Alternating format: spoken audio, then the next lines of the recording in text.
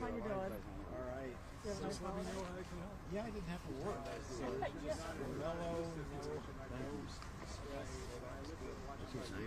How do you say? You know, it's, you know, I was talking. He's talking about things about Home Depot. Do a little more of that work at the same time. Okay. Later bosses. You know them? Oh, I know. She gave me a ride home the other day. Your outside interest. Yeah, one thing about I work for Police Operator, and then he's the civil engineer, jail police and living here. So, and you know, we've got like the furniture case and all those cases. I like it because I don't work with I think the DOA is probably nervous right now. Listen, not too bad. They're still trying to like talk the coast board out of there. I know, and I'm so proud of that because I'm on that committee. We've been meeting since October 2000. So that was a lot of Oh, I know. Do you trust me? I've already been. You know, look, you need professional standards. And why are you complaining about professional standards? Honestly, I say that every day. Literally. On this rabbit hole of the, what do they call it, the Brady. Oh my God, that was so ridiculous. And I'm like, she's trying to explain that in the course of a 90-second story. How do you lie? It's like anyone who's ever had their testimony questioned, you know, here's Portis. as part of disclosure, you know, to the defense. You know, it's just, but it doesn't necessarily mean the cop was a bad cop. It just means something about their background. No, it actually means that they lied. Oh, okay. Well, generally that's not good enough for the list. Yeah, exactly. Or, you know, or they lied to the investigators or something like that. Something where there's some incidents of, not being truthful. And I don't know, I don't think that cops that aren't truthful should be able to testify. I don't think that. Like, I'm thinking about... Oh, well, they're talking about... She was the woman that... There was a guy that was in a and he was, looking at jobs to break it. He was, people around shooting at him. He's on the ground with his arms like this, and she started stopping and kicking him.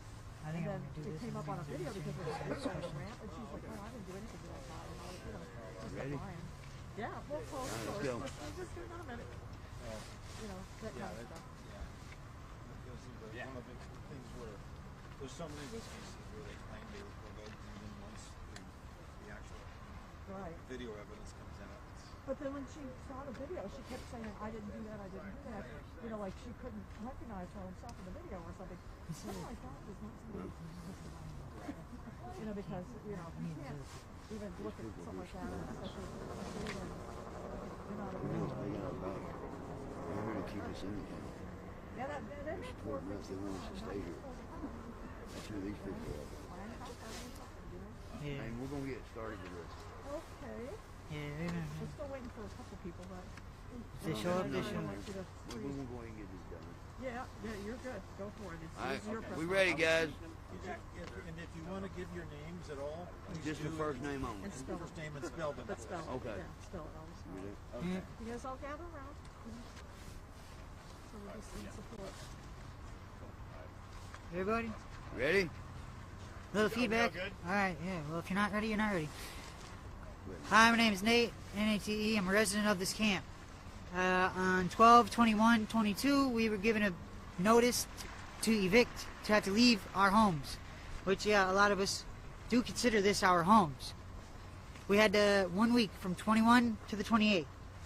And we were supposed to, get our belongings and leave here. So, if anyone's been a human at all and has been alive in these last week, has realized, wow, it is super cold. It is unbelievably cold. We've had wind chills and temperatures of -45, like things like that. How do you expect us to move in those temperatures and, these things like that? And it's during Christmas, so we kind of feel like we got a death sentence for our Christmas gift. But that's besides the point. All we really want is a little bit of an extension to get our things out of here. I really hope that you guys can find it in your heart, Mayor Fry, to please give us this extension to get our things out of here. with the polar vortex that has just been going on, it's been crazy. None of us have even wanted to open up our tent door to even come out and let any bit of heat that we've been able to hold in out of our tent. Thank you. Hold on. My name's Charles, C-H-A-R-L-E-S. I'm the longest term resident in this camp. I've been here for 1.5 years now. I've seen a lot of people come and go out of this camp, but I've seen a lot of people leave in bad ways. But I've also seen a lot of people leave in good ways, rebuilding their lives, getting apartments and homes and jobs and stuff like that. And if they didn't have this camp to do that from, they wouldn't have a stable place to work from. You know, we've gone through a lot in the last couple of years at this camp, and this is the first time the city's actually taken this much effort in trying to close us down. We don't cause any problems to the community. We don't do any disruptions to anybody's lives. The police are hardly ever here, and it's not mostly because of other people, not even us. You know, all we're asking is to be left alone. You know, like Nate said, the weather has been so horrible. When you got broken people trying to fix a broken life with bad weather, it's not a good plan. You know, but a lot of us here, most of us here are actually got plans to move on from here, but we gotta have time to finish working those plans out. You know, just kicking us back out from nothing again is making us start all over again. You know, and me, myself, not for myself, but I'm asking for the other residents here who I like hanging around with and overseeing, that give them time to help rebuild their lives. You know, let me help them by you helping us. I mean, come on. This is ridiculous. Ain't you got something better to do than just mess with us? Thank you.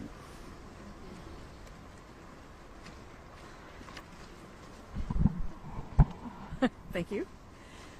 Good afternoon, ladies and gentlemen. My name is Michelle Gross, M-I-C-H-E-L-L-E-G-R-O-S-S.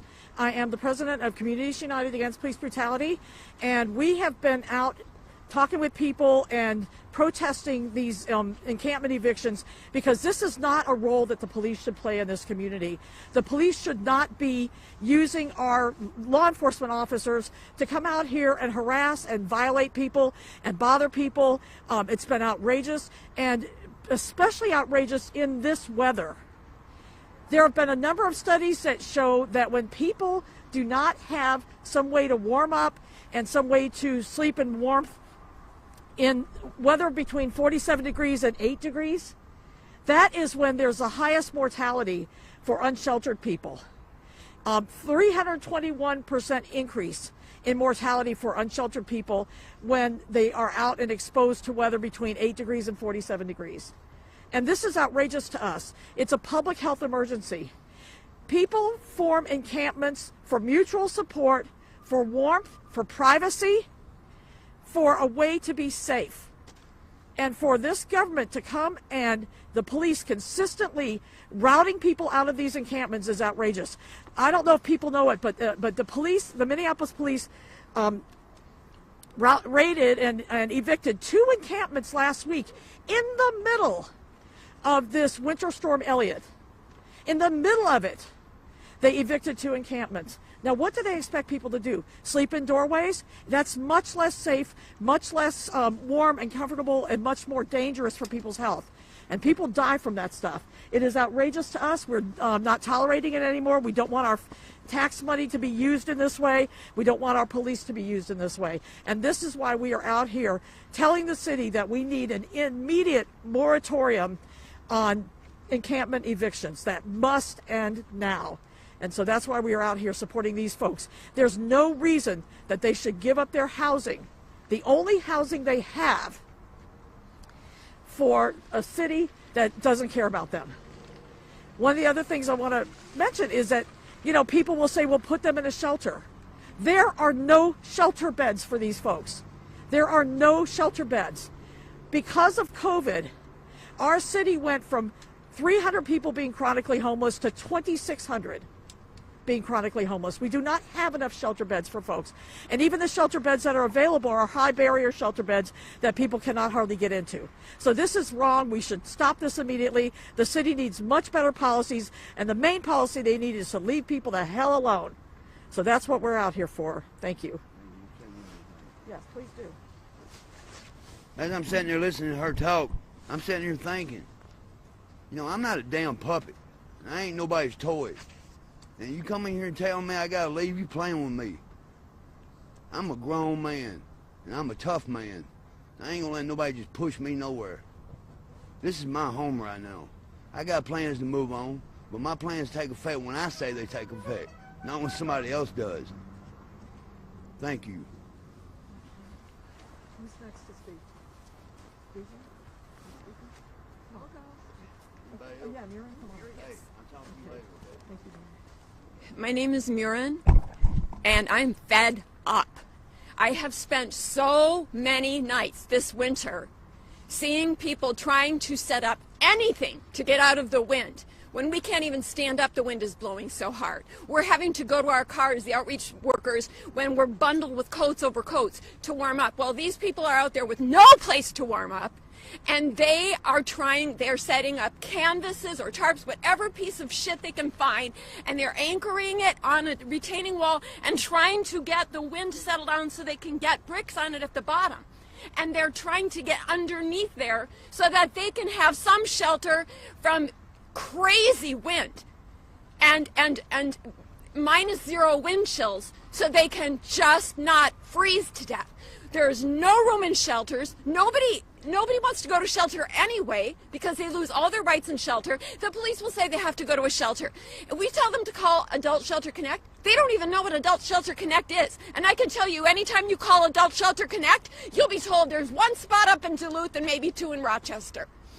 And this is what we are doing. I am so tired as an outreach person of being out there every eviction and trying to keep my ass warm and thinking, how are they doing it? I watched a man one night in the wind trying to put up a tent for 3 hours while I had to keep going to the car to warming up. He's a skinny guy. His wife fell asleep, dead asleep in the car next to me because they had been out all day in this high wind, all day. And this was at about 1 in the morning. And while he's trying to put up a tent that we got to him, the tent is being used like a parachute by the wind and lifting him up the ground over and over off of the ground. The guy, I don't know how he did it out there to finally get this thing settled up, but he was battling for his life and for the life of his wife. And this is so inhumane. If this was happening to dogs, the city would put an end to it right away. And I am fucking exhausted by this. And I can't even imagine the hell they're living in. And I don't care if anybody wants to say, oh, they're on drugs, oh, they're doing this, they're doing that. They are human beings. They are human beings, and a good percentage of them are Native Americans. And I really think that that is part of the reason this is going on. It is a 500-year genocide, and it has to be over. Thank you.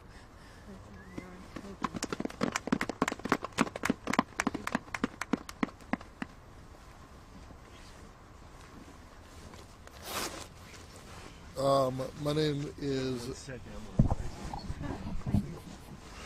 is DJ, and I just want to say that this is outrageous. It is illegal to turn people's heat off right now, but they're going to come out here and evict people from their houses. What we need to have is sympathy. We are not saying that the encampments are the solution for everyone, but what we are saying is until those solutions actually get finalized by the mayor and like we actually have places for people to go, we got to stop evicting people from their houses.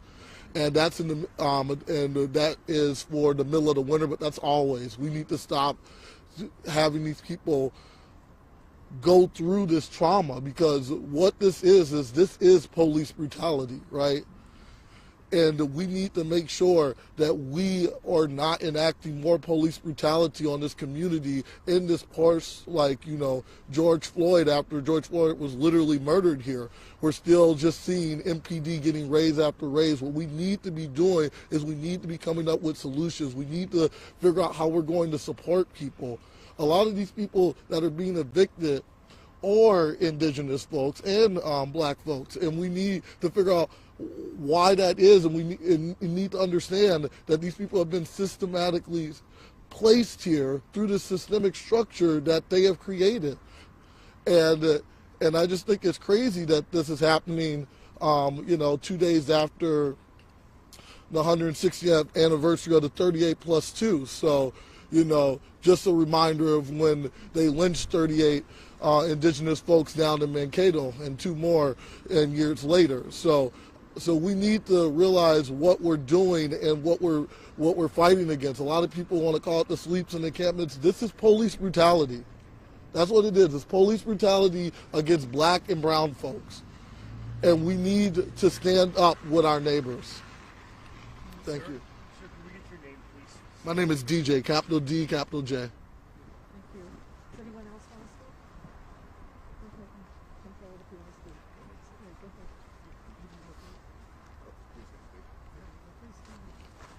ahead. My name is Paul M. So I just looked at, I was in this encampment for, I don't know, probably about a month. I come here to speak because strictly on, you know, I hear there's supposed to be an eviction happening tomorrow, and I looked at the sign, and it's got numbers to shelters, it's got numbers to places where people can go, and I bet you if you called either one of them, and they'll tell you it's full. You know, so they've done the homework. They've done the homework to keep people running. You know, I mean, when is it going to? When is it time to say, you know what? We're gonna personally see to it that you get somewhere to go, that you're out of the cold. We're gonna personally see to it that, you know, the Native American people are taken care of and looked after. You know, let's talk about treaties here. Let's talk about you know, what it says in the treaties that and how they deal with indigenous people. You know, it breaks my heart because I've been in already 3 encampment raids. Near North, I was in that one as well. They came in like it was, you know, they came in like they were going to war.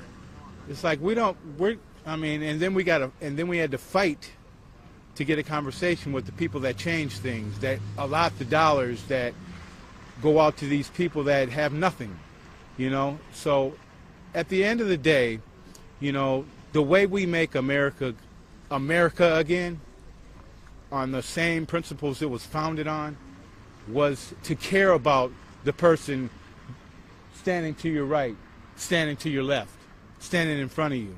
Turn around and look who's behind you. Care about those people because they're your brothers, they're your sisters. They're somebody's mother, they're somebody's father, they're somebody's uncle. You know, it's about humanity here. Let's all stand up. Let's all take a part in resolving this. Let's find a solution. We got many people that know what could happen and what we need to do. Let's do it. Thank you.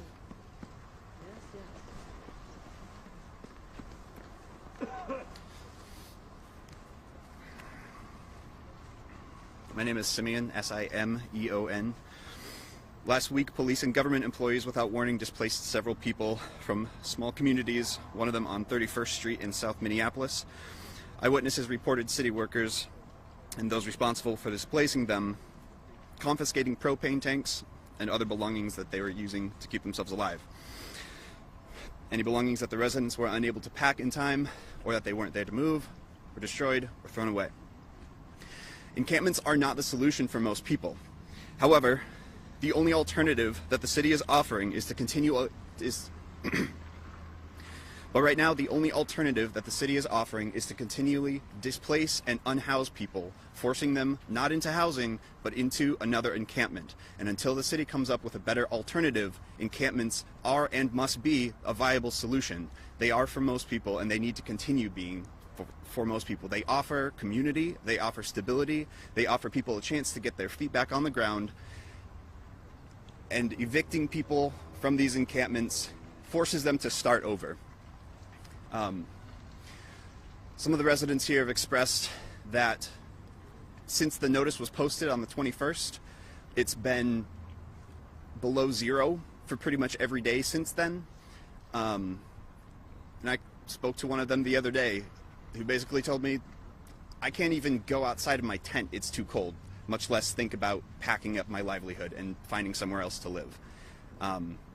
He expressed that he would like the mayor to give them 2 weeks extra time at the very least. And we would like to hear a response from the mayor as to whether or not they'll be given that time. In addition to that, regardless, there may be folks that will be wanting to move tomorrow and that will be forced, unfortunately, under threat of police brutality, to move tomorrow. If you are able and willing to help, please come. Please help. Please help defend these people's lives and their livelihoods and their homes. And bring a car, if you have a car, to help folks move. Bring food if you can. We'll be here all day. The police like to come really, really early in the morning when no one's awake. And so we will slash their tents and burn their tents and drag them out of their homes. And so those of us who are able will be here attempting to help the people trying to live here in that context. So if you can help, please come. Will there be resistance type action here tomorrow? What do you mean? Will people try to prevent the police from dismantling the camp? I'm not sure. Does anyone have any idea approximately how many residents are we talking about? So it varies, week to week. In the last month, between 15 and 25. Thank you. Mm-hmm. Are they still setting up like taped barricades up like in a huge big area so that people can't come up and help defend the camp? They've been doing that in some of the other encampments. I don't know that they're planning to do that here. Yeah. Again, no one that like that does volunteer work at encampments or is in contact with us, like in the city council members, city like clerks, secretaries, nobody that we are able to ever get a hold of can ever tell us what's going to happen or when it's going to happen. These plans are locked and are kept under lock and key. And oftentimes these violent raids are conducted without warning, without notice. In this instance, they gave people a 1 week notice, saying it was posted on the 21st, and the notice says that they would be forced to leave on or before the 28th. But most of the time, people aren't afforded even that 1 week notice. And if they just happen to not be home that day because they are traveling or because they're working, then all their stuff is lost and they don't have the opportunity to pack it up. So. Did any city or county workers come and offer like transport services to shelters or anything like that? Not that I'm aware of. I know that there are some outreach workers from various organizations that come by of their own volition. The city says that city and Metro Transit, who have been responsible for most of the evictions recently, have claimed that they went out in advance days or in the weeks leading up to it to try to offer people resources. But what they mean by resources is a flyer with phone numbers that either don't pick up or are for shelters that are full.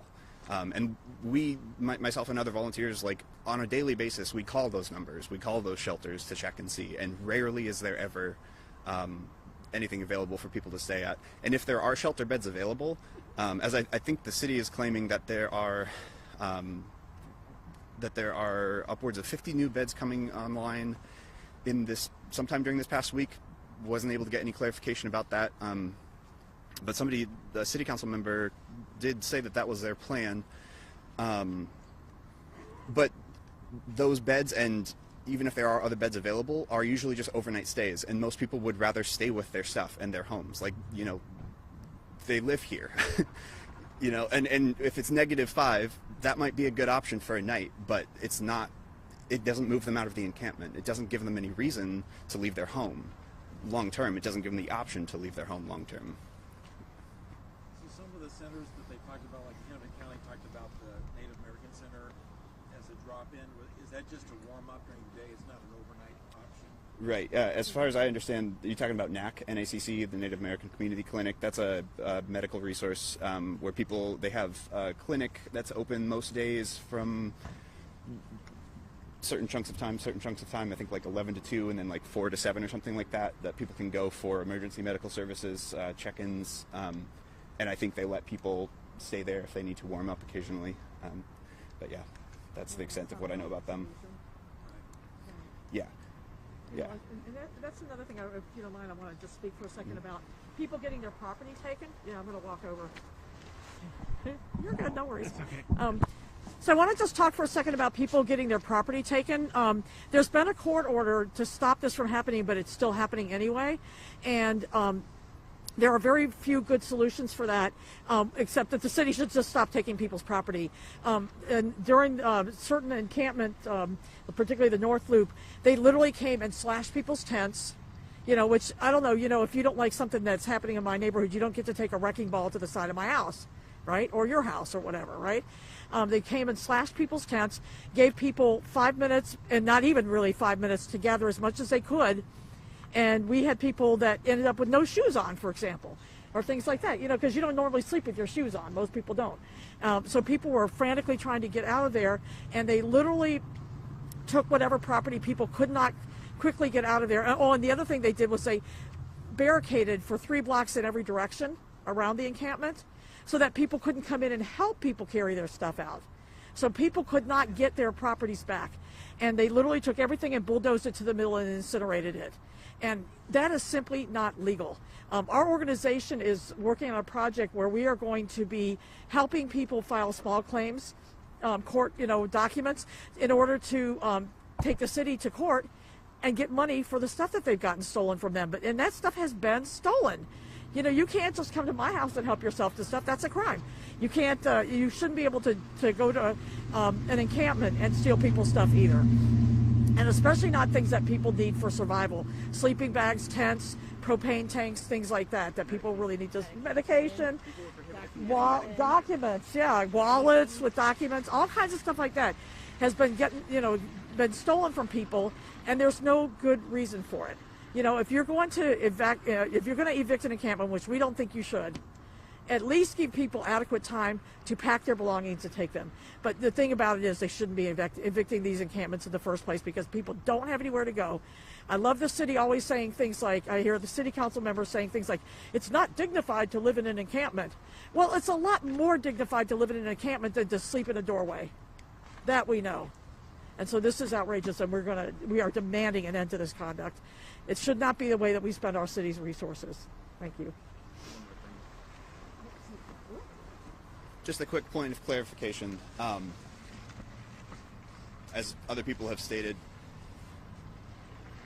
unhousing and displacing people in negative degrees is inhumane and brutal. But regardless of the temperature, regardless of the weather, and regardless of the circumstances, evictions are police brutality. They are violent inherently. Unhousing someone, denying someone a basic human psychological need. Ask anybody who's gone through Psych 101, Intro to Psych in college classes or whatever, even high school. Maslow's hierarchy of needs. You have the most basic human needs for shelter, security, food, etc.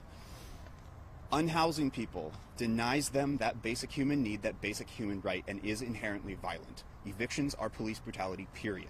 Regardless of the weather, regardless of the circumstances, regardless of how many Rubbermaid bins the city offers for people to temporarily store their belongings. Evictions are police brutality and are inherently violent. Thank you. Do anybody else is speaking? Do anybody else is speaking? You can speak. Hi, it's good to be out with you.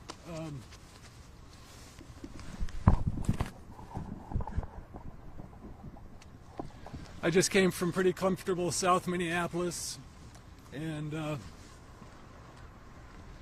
I'm full of disgust that I have to keep coming back out to these events. So your name is spelled. My name is Byron Richard, B-Y-R-O-N. Last name is Richard, R-I-C-H-A-R-D. Live in the 11th Ward, and this sort of clearing threat to public safety happens because South Minneapolis tolerates it. So if you want it to stop, talk to your elected representatives, talk to Linnea Palmisano, talk to Andrea Jenkins, talk to Emily Koski and all the rest, and the mayor, and tell them it's gotta fucking stop. It's not going to stop until our comfortable brothers and sisters in South Minneapolis get the fortitude to actually demand something change. Thank you. Thank you. Anybody else? Ms. Shaw, can you speak a little bit about the last council meetings and any progress or promises made there? Sure. Simeon, you want to come join me? Other people? So it's been an exercise in frustration trying to deal with the city council members. You know, they are, few are interested, mostly ineffective, but the vast majority are not in the least bit interested in talking about addressing this problem in a meaningful way. And the reality is that people that are living in encampments, they aren't the problem. The problem is that we don't have decent housing in this city, enough adequate, affordable housing, and people are not given the resources they need so that people can survive in this town. You know, we shouldn't be thinking of like this as like some kind of problem, right? We should be thinking of this as needs that people have that we need to figure out how to fulfill. And the city council is not interested in that particular approach. And in fact, amazingly, they're actually going against the advice of their own public health people and things like that to continue this process. We have been treated, I would say, exceedingly rudely at the council meetings when we try to make any opportunity for people who are experiencing unsheltered homelessness to be able to even talk to their council members. You know, I won't forget the way that you know, some of these council members have literally gotten up and walked out to avoid hearing what people are saying. It's been outrageous. Latricia Vitov comes to my mind in particular because she's exceedingly rude to the community. She, when people tried to meet with her to talk about an eviction moratorium, and they brought a paper with what what we were asking for, she took it and put it through a shredder. This is the level of contempt that people have in this city toward unsheltered homeless people. And again, I want you to recognize what COVID has done to this economy. COVID has done some things to people. People lost their jobs. And then the rent situation, where they were, not making people pay rent, that went away. And next thing you know, what we've got is, we go from 300 chronically homeless folks in our city to 2,600. And we do not have the shelter space. We do not have any kinds of resources that are needed for people. And frankly, shelters aren't even always the answer because, again, many of the shelters are situations where you're there for a night. Yes. If you want to be there for longer than that, yes, you have to pay. And many people don't have those funds. So if you want to... That's right. That's right. That's right. And so this is, how would you like to tote every possession you have in your back? And so this is crazy, and we've been treated badly by the council, haven't made any progress, and it's time for the city council to step up and do their job.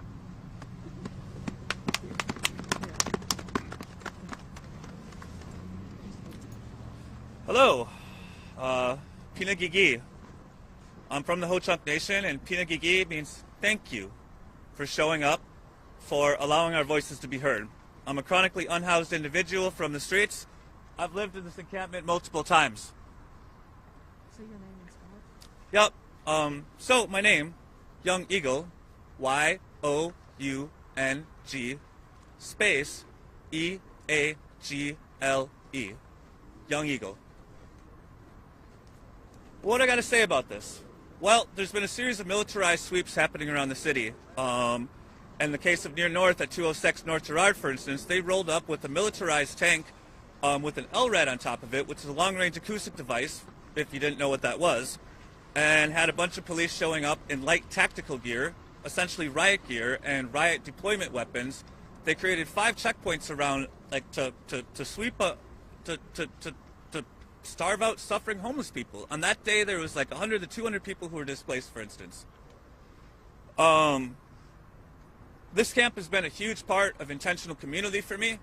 It's not just living in tents and stuff like that out here. There's been many art projects and growing flowers and growing plants and different things like that. People just helping each other out, practicing what we call mutual aid. And oftentimes we get demonized and just treated as being this horrific, awful, just sore on society. But if you saw how often people are just sweethearts out in these places, maybe you wouldn't think that so much. As a result of the actions and things that I've experienced going back to Powderhorn or being on the streets at 15, I started to radicalize at a certain point. I self-taught myself on a broken cell phone in tents. That's how I learned how to become who I am, and that's why I speak with the voice that I speak with today. I wasn't always the person I am today. As a result of people helping out people, I became inspired to become a better human being. To become a better human being. I don't sell drugs. I don't sell drugs. I used to. Full disclosure. But as a result of everything I've experienced, I've changed my life in ultra significant ways. To come out here in the middle of winter and sweep this place, where so many of us have called home, where we didn't have a home, like this is home. Like, okay, like I'm not living here at the moment, but this is still home to me. Like I care about all the people in here. I'm out doing boots on the ground work. Like I'm involved in propane drops. Okay, so if there's one call to action I can offer to people, it's that we need propane at all the encampments. Propane is life in this weather. When your little buddy heater runs out of propane, it is an awful feeling. When your tent gets collapsed by snow and it's just you trying to put the tent back up, ooh, that's really terrible and awful. Like, just like, can you imagine what that might feel like? Can you imagine what it might feel like to sleep with a knife in your hand and your shoes on constantly because you have PTSD and have suffered extreme trauma as a result of, like, you know, the system failing? People talk, why don't they get services? Why don't they get mental health? It's extremely difficult to navigate the mental health system. Even if you have a worker to help you out with that, it's extremely difficult. I've had my Hennepin health workers actually scream at people, just like, why can't you get this person an appointment? Additionally, there's like a lot of like other things that go into this or whatever. Like, I'm non-binary. That puts me at increased risk for sexual assault and stuff like that, right? And nobody's saying that we want to keep these camps around forever. The question I would ask all of you is, why are these camps happening to begin with? This is the richest nation that's ever existed in human history. Ever. The richest nation. All of it stolen. Stolen land, stolen wealth, genocide, stolen labor, exploitation of human beings, and horrific indignities, which in just a couple hundred years has created so much devastation that the entire planet Earth is on the brink of collapse as a result of the capitalist system. What's the real enemy here? Capitalism. Fascism. It's becoming naked fascism at this point. They're taking their masks off. I took my mask off too, and that's why I'm on camera. I'm not hiding myself anymore. I am Young Eagle, I am an anti-fascist, and I'm an anti-capitalist. I identify with the streets, and these are my people. These are my people.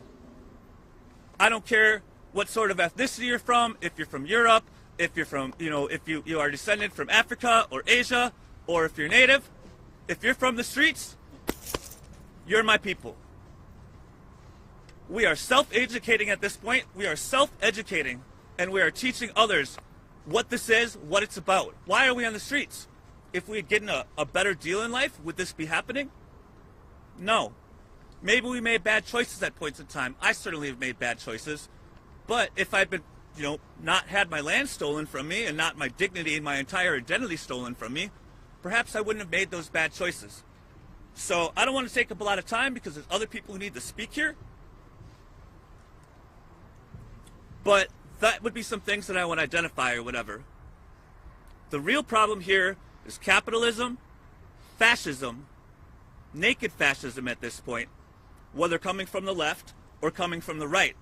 We often think of fascism as a right-wing issue, but it can come from left-wing sources or whatever as well. That's entirely a thing. The left is just as capable of the right wing as promoting indignity and suffering and greed, and genocide, and white supremacy, and all of these other different things that affect us. We watched a city burn in 2020. Over 40 or 50 cities rioted worldwide. Enough is enough. Again, Tina Gigi, thank you for everyone for showing up, for showing out. Thank you for the cameras here, for everything like that. If anyone wants to do an extended interview with me, I'm entirely available for that. Clearly I know how to speak.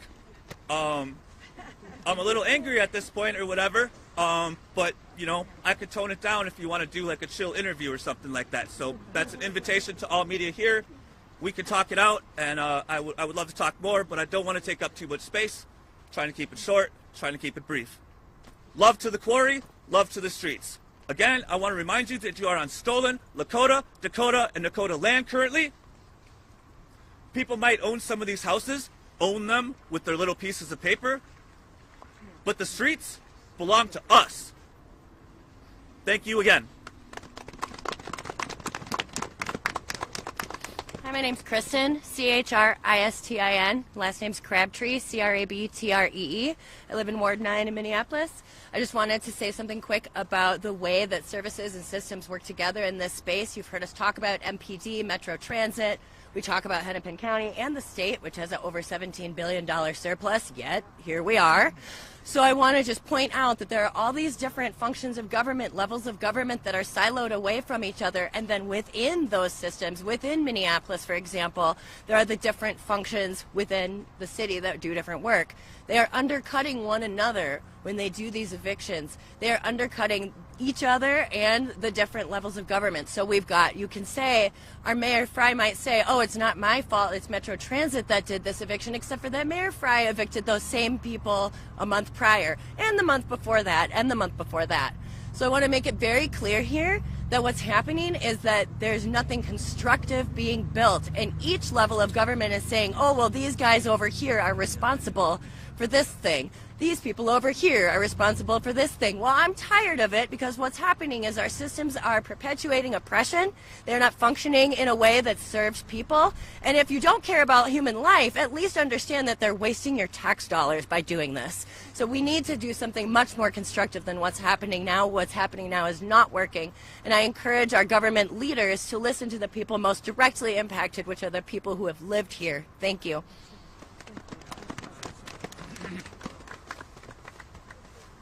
They call that a socialist society inside of capitalism.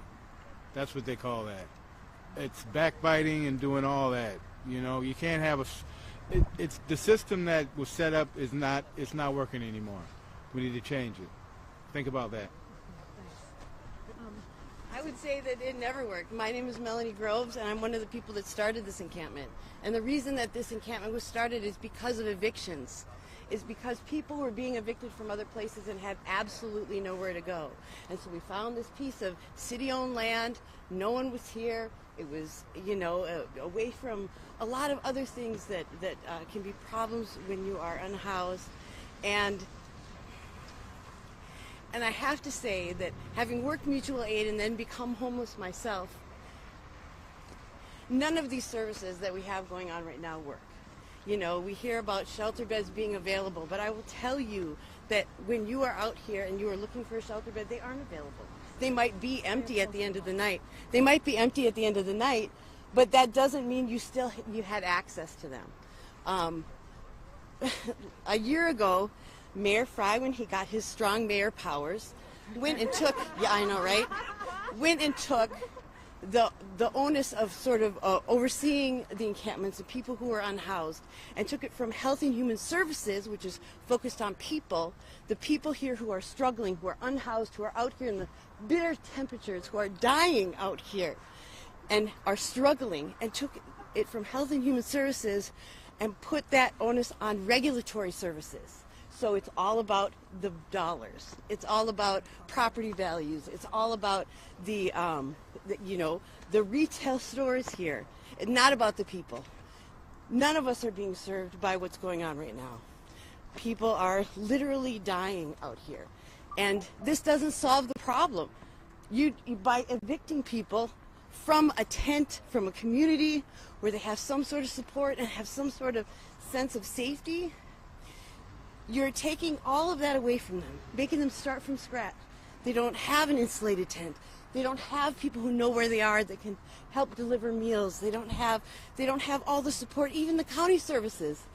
Where are they going to go? A lot of us don't have phones or data. We don't have a way to be reached. We don't have an address. We don't have a place to be warm anywhere. We go into Target. The black shirts are following us, you know, because they know that we're homeless, and they They don't want us there. So there are very few places that we can even be, just a place to call home, or just to rest for a minute. And every day we're out here struggling. Every day I was on a list for housing for over a year. You know, and so often my workers say, oh, well, we couldn't find you, so that opportunity is gone. And it's like, you know where I live. You know, at least I have something here. And so the city is taking action against people, and they are trying to sweep this problem under the rug. We're not a problem. We are people. We are your daughters. We are your sons. We are your mothers and grandmothers and grandfathers. And we are out here because we have issues. We struggle. We need support, and we're not getting that, you know. And by taking the money that they spend on these evictions, where there are massive police forces coming in with SWAT support for some people who are homeless, freezing outside in a tent. Do you really need to spend the money on that? No, you don't. What you need to spend it on is actual affordable housing, which there's no such thing here in this city. And so many people, if you have a felony, if you've been homeless and haven't had an address for a while, there's no way you're going to get housing. You know, there's no way you're going to get a job without an address. There's no way once you're out here to get back in. It's so difficult. It's so hard, and we need support. And people who show up and help us every day are amazing, but they're not paid. They don't come here because it's their job. They don't come here because they're paid by the city. They come here because they see fellow human beings, people just like them, who are struggling, who are hurting, and they, you know, are you hungry? I have food. Here, let me help you. We're on this journey together through life, you know? And if you see someone by the side of the road, why wouldn't you help? But we're in a city that just wants us to go away, that wants us to disappear, that wants us to stop using our voices, and wants this all just to be swept under the rug. But, you know, evicting people from here, where are we going to go? We're going to have to set up somewhere else because there's nowhere for us to be inside. There's no housing. They aren't providing solutions. They're making the problems worse.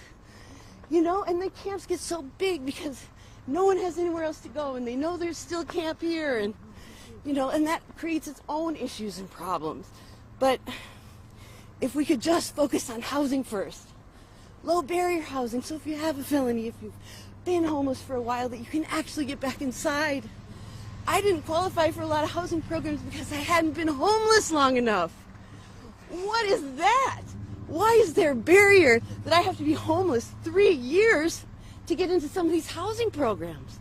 That's ridiculous. That's making the problem worse. And that's exactly what we're doing right now, is making this problem worse. And what we need to do is spend all the money on it that we're spending on evictions and, you know, scattering people and making them less safe and hurting them. And people are dying out here. I can't stress that enough. People that I love have died because they couldn't get inside, because they couldn't get services, because this place, these officials that we've elected are not supporting us. They don't see us, and because we don't have the money to fund their campaigns or, you know, to pay for whatever it is, we aren't important. And that's just not true. We are every bit as important as every single one of you. And the fact that we are struggling doesn't make us less important, it makes us more important. You know, we are people who are in need, and we are also the people that will help later on because we've been there. So many people who are unhoused are out here helping at the camps, helping other people who are unhoused because they know what it's like to not be seen, to be a problem, to be shooed away, and not to be given the help that we are so desperately crying for. You know, it's criminal. It really is. And we need to find a solution for people and not just scatter them to the winds. We need to find housing. We need to find support. We need to find ways that speak to people. You can't just, as someone who's never been homeless, you can't just decide what's best for someone who's homeless or how it's going to be to get them inside or, well, we have a shelter bed. Well, if I have a tent that's insulated and I have a community that protects me, am I going to go to a shelter that I just can stay in for the night? I have to leave early in the morning. I can't bring my belongings with me. And then when I get back out here, maybe I don't have a tent anymore. Maybe I don't have another spot to go to. It's dangerous to leave that safety in your community. You know, there's so many issues that people just don't see because they've never experienced it. They've never talked to us. They don't come out and ask us what we need, what would work for us, what would help us to get back inside. They don't do any of that. And they just bring the police in, you know, and arrest us and shoo us away and take all of our belongings with a freaking bulldozer. Everything that we have, all of our safety, all of our support, our paper. Like, I don't have a social security card because, oh my gosh, my tent was bulldozed. I don't have my birth certificate. I don't have any of those things that we take for granted when you need a job or housing, because the city has taken a bulldozer. They have woken me up in the morning and said, you have to be out of here in 5 minutes. And people have guns and they're police and you're afraid and it's dark and it's cold and you're not allowed to take your tent. You're not allowed to take anything more than you can carry, and people who are there to help you are behind the police line and they won't even let them in to help you carry your belongings. What is that? Who are we that we let that go on in this society? It's so flabbergasting. When COVID happened, I was the coordinator for the mask movement, and I went every day and found volunteers and people who were sewing masks, and we got them to people who were in need, and it was beautiful. People came together. They found a way to help each other and lift each other up and make sure that the people who were vulnerable were safe. And why can't we do that now? You know, it doesn't make any sense that we've just forgotten about it now because we don't have to wear a mask to go to the grocery store. It just doesn't make sense. And so we're here to say, stop these evictions. Stop kicking us around, chasing us through neighborhoods, chasing us into unsafe situations. Stop the evictions until you have somewhere for us to go. Because if we have nowhere to go, we just die. And what is that? And what society, what kind of people are we that we let that happen to our most vulnerable, to people who are struggling? We don't choose this. Do you have any idea how hard it is to get through some of these nights? Alone and it's cold, and you don't know if we're going to eat tomorrow. You have no idea what's going to happen or where you're going to be when the city comes with their bulldozers. Think about that. On these cold nights, go outside and stand there with no gloves and see how long it takes you to go running back to the safety of your warm house and forget about the problem, forget about the people. I have a feeling that you won't. If you can stand there with frostbite, you know, stand out there in the cold and think about the people who are out there who have no choice, who have nowhere to go, who have no home and no hope. So please give us hope. Give us time. Find solutions for us. Stop evicting us from every safe place that we are able to find. Make solutions that work for us. Please, we are begging you. We are putting our very lives out here, our hearts, so that people will see us. Because we become invisible when you're homeless. No one sees you. They don't want to see you. You're the problem. What if I, have to feel something and have compassion for someone and not be able to help them? That's hard. I know it's hard. But if we're human beings, that's what we do for each other. We love each other. We come together in community. We find family out here, even in the worst circumstances. And I think that's when you see the true heart of people. Is when there's a fire, who runs toward it and who runs away. We are on fire. Please help us. Don't run away.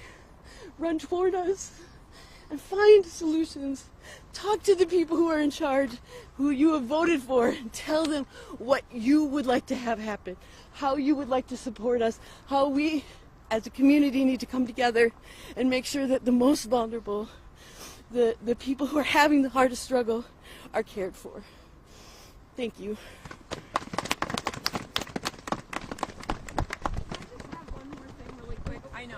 We need to be telling people what they need to do if they want to help. Okay, I just want to give, because I did not give, I'm sorry for the long, angry rant. I promise I won't go on much further.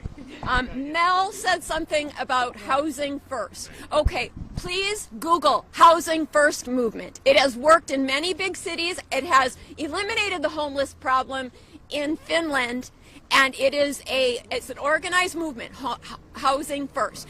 And then ask Mayor Fry why he won't tell us how much these evictions cost. Okay, I did not give my name when I came up here before. My entire page is full of facts and figures and places you can donate to help the homeless and things you can do. And my name is Muirin. I'm pretty much the only Murin on Facebook at all. But the last name is Renee Peterson hyphenated, RENE-Peterson. And every day my page is full of, I have a fundraiser and I have all these facts about housing first and about what the mayor is doing. And please take a look at my page. That's all it's about if you want any information of how to help. Thank you. I have one brief additional thing to say. I am lawyered up with Mid-Minnesota Legal Aid and Minnesota ACLU. If you're somehow watching this or this gets broadcast on any channel, whether the internet or public TV or anything like that, you want to talk to Rebecca Stillman from Mid-Minnesota Legal Aid. You want to talk to Claire Deagle from Minnesota ACLU. They're fantastic human beings, apart from being fantastic lawyers, and wonderful, just stellar human beings. And you may be entitled to compensation. Simeon, do you want to say anything about how people could contribute goods and things like that? Oh, Yeah, if you're interested in helping, come tomorrow. If you have a car, if you're able to help people transport their livelihoods to wherever they might be able to find to get, to go. And if you want to donate to the Sanctuary Supply Depot. They receive material necessities and distribute them to other places. If they can't distribute them directly, they'll get them to the places that can. You can donate to them financially or with material goods. You can find their hours online. It's called Sanctuary Supply Depot. Thank you all so much for being here today. Thank you all very much. We appreciate it. It's an important matter.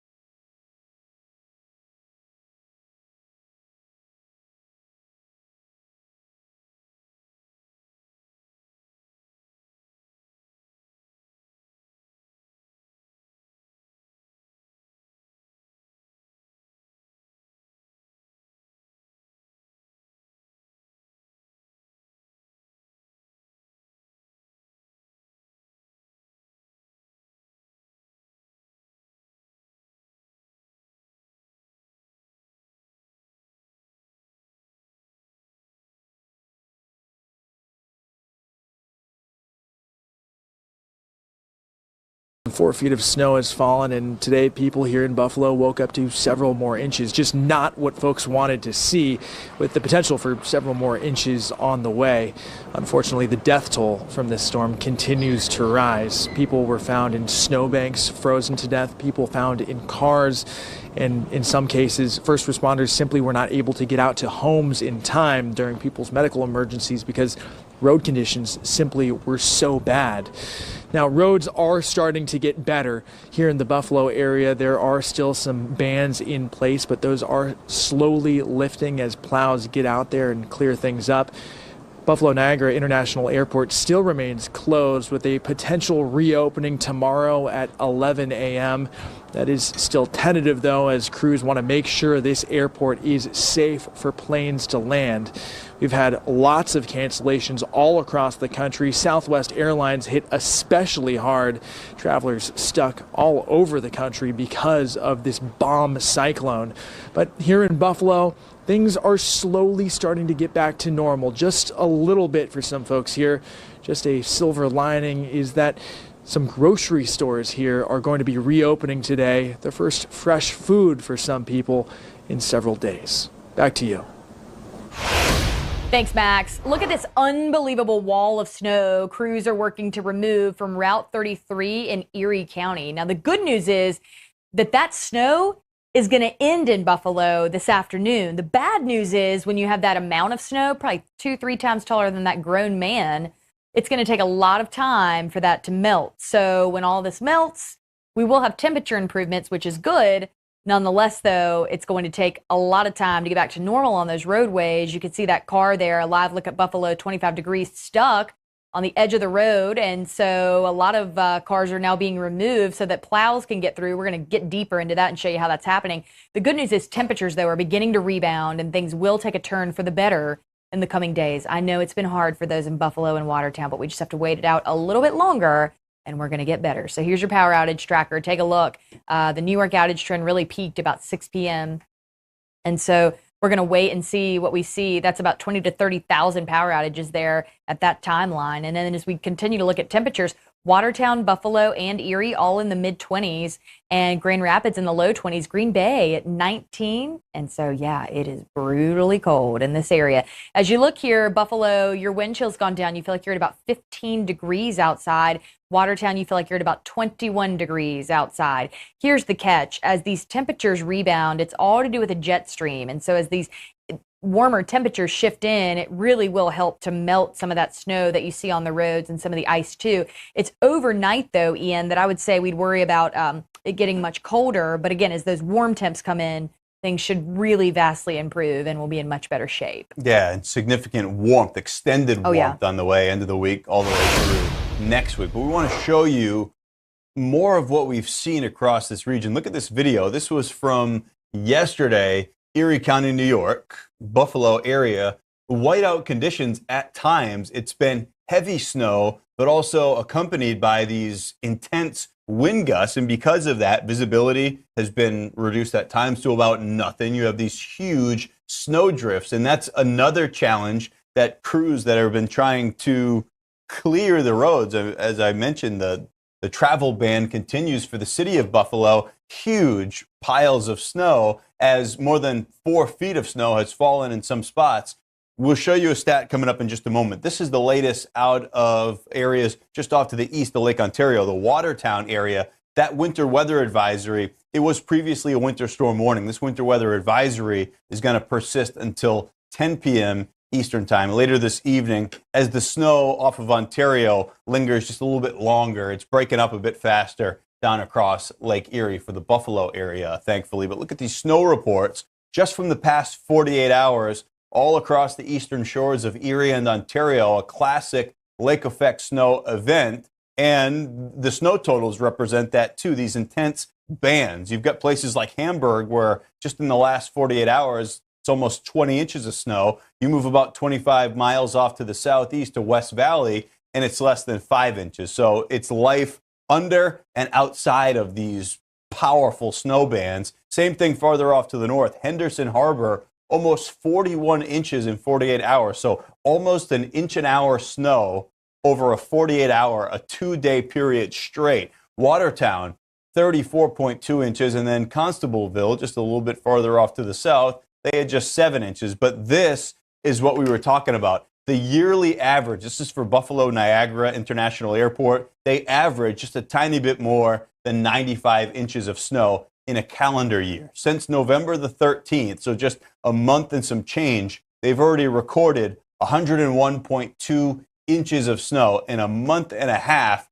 We got a lot of winter left to go, Katie, and that is just a way to visualize what's gone on there. Oh, yeah, puts it in perspective. A year's worth of snow in just a month as we've got this winter started. It's incredible. It's incredible because, again, this area is prepared for snow. They're built for snow. Right. The homes are, but not that amount that quick. Not like this. Yeah, wow. Well, hey, Southwest, you have a mess to clean up. The airline canceled a majority of its flights, straining thousands of passengers across the country. More than 60% of Southwest flights have been canceled just today. That's 2,500 flights on top of 2,800 flights canceled yesterday. Yeah, more than 10,000. That's just since Sunday. The government has noticed. The Transportation Department put out this statement saying it's concerned by Southwest's unacceptable rate of cancellations, delays, and reports of the complete lack of prompt customer service.